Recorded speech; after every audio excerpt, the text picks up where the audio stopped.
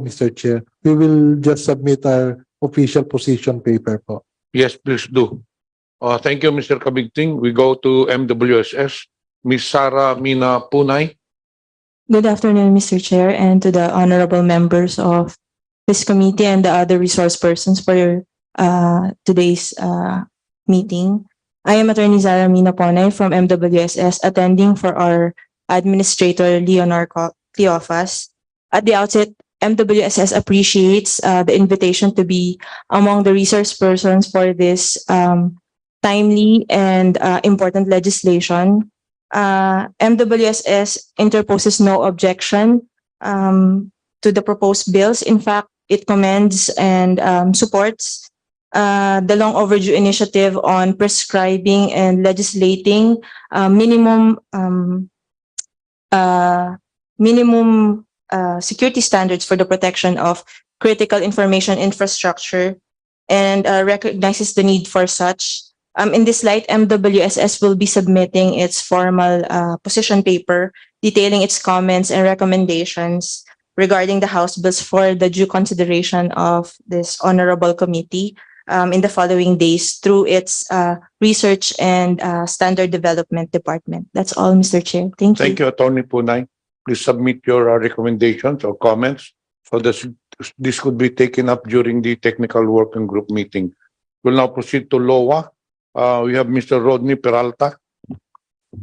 Yes, good afternoon, Mr. Chair, Your Honors. LUA is the government agency that is mandated to, one of the functions is to regulate the water districts. So, as such, it is the water districts that own, operate, and maintain the infrastructure.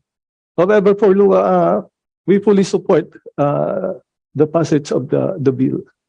Thanks, Your Honor. Thank you, Mr. Peralta. We'll now proceed to Manila Water Company. We have Ms. Liway Sivalia. Good afternoon, Mr. Chair and members of the ICT Committee. I'm Liway Sivalia. I'm the Chief Information Officer and Corporate IT Group Director for Manila Water. We are a provider of water and wastewater services for the Manila area, the East Zone, as well as subsidiaries in the different provinces. Here with me are Ms. Isa Ojeda, our Chief Information Security, our Risk and Compliance Officer, as well as May Berdin, our Public Policy Department Head. On behalf of Manila Water, we thank you for the invitation to be here. We note of the proposed House bills that aim to protect the information and communication technology systems and infrastructure for critical infrastructure institutions like Manila Water. We would like to share that Manila Water, as amongst the identified critical infrastructure institutions, supports the objectives of the bill. For our part, we do have our ICT security plan in place and have been continuously implementing cybersecurity measures, information security systems, and awareness programs throughout the company. We thank you for the invitation, and we look forward to participating in the TWG. And we will submit our position paper accordingly. Thank you. Thank you, Ms. Sivalia. We'll now go to Better Internet PH, Ms. Grace Merendilla Santos. Thank you, Mr. Chair. Good afternoon, everyone. I'm Grace Merendilla Santos. I'm also representing Secure Connections. We are a group of cybersecurity stakeholders that aims to bring together knowledge and expertise from the public, private, and civil society sectors for the improvement of Philippine cybersecurity. Secure Connections would like to express our full support for the House bills on the proposed Critical Information Infrastructure Protection Act. So we call it CIPA, para may kick. The Philippines has seen major cybersecurity incidents involving CII over the past few years. In fact, according to the DICT, about 3,000 high-level cyber attacks were recorded in the Philippines from 2020 to 2022. Since January 2023, according to the DICT, at least 5 government agencies have been attacked, and these cyber threats can potentially disrupt major business operations and the delivery of vital services. A 2021 survey conducted together with the DICT on the Philippine government's information security posture revealed that almost 45% of government agencies believe that their organization is likely to experience a breach or cyber attack. The same survey actually had one half of its respondents coming from critical information infrastructure institutions. The most common perceived impacts of an information security breach on government agencies are private data theft and disrupted public services. Over 60% of the respondents did not implement cyber activities, which is very important to maintain the security and protection of critical information infrastructure. And 60% of respondents said that they did not have a computer emergency response team or CERT that are crucial for detecting and responding to cyber threats and cyber attacks. Also, the CERT is also important for coordinating and reporting information security incidents. And we do note that these challenges are actually contained in key sections of the Critical Information Infrastructure Bill, which we fully support. So with this reality, we urge Congress to pass the bill, and Secure Connections is committed to working with Congress to improve the bill and work towards its immediate passage. Thank you, Mr. Chair. Thank you, ma'am. May I inquire if Better Internet is a NGO, is an NGO or a private company? Sir, Better Internet PH as well as Secure Connections is it's a group of stakeholders, sir. It's a non-profit group, sir. So NGO yan. Yes, sir. Okay, that's good. So are you speaking in behalf also of Secure Connections, or do we have to hear Mr. Angel Avera? Mr. Angel Averia is part of Secure Connections, sir. So I will be speaking on behalf of Secure Connections. Thank Okay. you. Okay, thank you. Thank you for the comments. So, do you want to say something? Okay na yun? Okay. So, we have to hear also from the kapisanan ng broadcaster ng Pilipinas. Do we have Attorney Rodolfo Mularbal? Good afternoon, Honorable Chairperson. Yes, you're Attorney Hularbar? Yes, Your Honor. Okay, so let us hear from you. Good afternoon, Honorable Chairperson and members of the committee. The kapisanan ng mga broadcaster ng Pilipinas thanks the Honorable Committee for the invitation to participate in this, what we will probably be a landmark legislation in this day and age. The broadcast industry, particularly the television sector, is at the doorstep of transition from analog broadcast to digital terrestrial broadcast. Part of the transition is the activation of an emergency broadcast system, which will operate nationwide and is essential to emergency preparedness and response.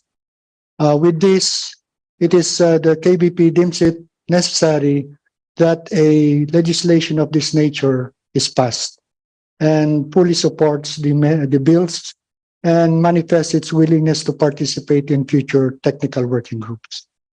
Thank you, Your Honors. Thank you, Attorney. Anyway, we already have heard the positions of the different government agencies and the different stakeholders of this bill, and all of them interposes no objections to this bill. In fact, some of the comments says that it is timely and appropriate. However, there are some recommendations from the Department of Finance and the Office of the Civil Defense, and NEPER will also try to see if there are other comments or recommendations from the different position papers that will be submitted. So we will now open the period of interpellation from the colleagues. Are there any questions from the members of this committee and from the members of the House of Representatives?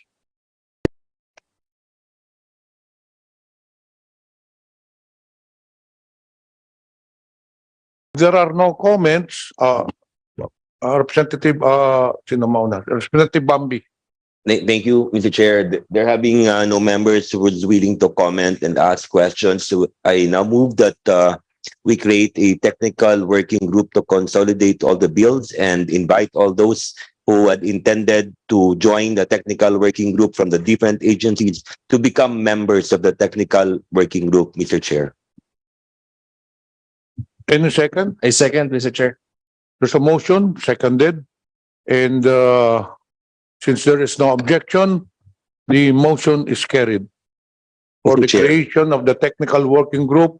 So the COMSEC, please take note, will be sending letter of invitations to the stakeholders and other government agencies that are needed for the discussion and deliberations of this bill of the technical working group. And of course, to the members who have intention to be part of the technical working group. Mr. Chair, Representative Olo. yes, would like to also manifest that the private sector involved would like to also invite them and add them to the technical working group. COMSEC, please take note of the manifestation of Representative Olo Revilla.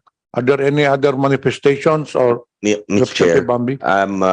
would wish also, Mr. Chair, that once the bill has been consolidated as early as now, would like to intend that and wish to become a co-author of the said bill, and those who are present, Mr. Chair, to be included also, Mr. Chair. Please take note of the manifestation of Representative Imano that those all present will be members or rather authors, co-authors of this bill.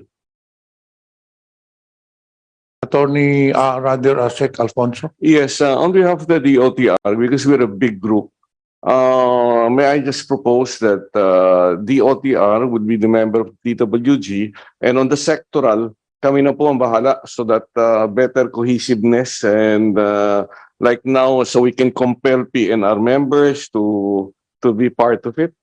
Just a proposal po.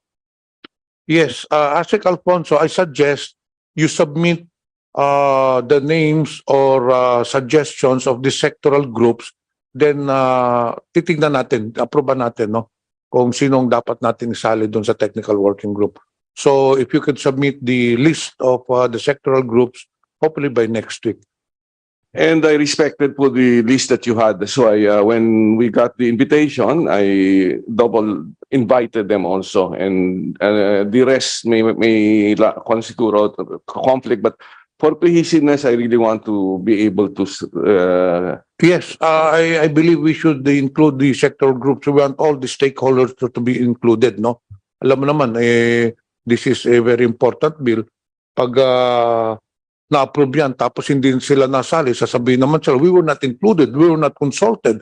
So we want to consult all the stakeholders on this bill. So please submit the list of stakeholders, the proposed sectoral groups that you want to be included. Are there any more comments? Any more questions? There being none, then may I request for a motion to adjourn? Motion to adjourn, Mr. Chair. Any objection? There being none, hearing is adjourned. We would like to thank all the resource persons. Maraming salamat po. And then if you have any position paper, please submit it to the committee secretariat. Thank you very much.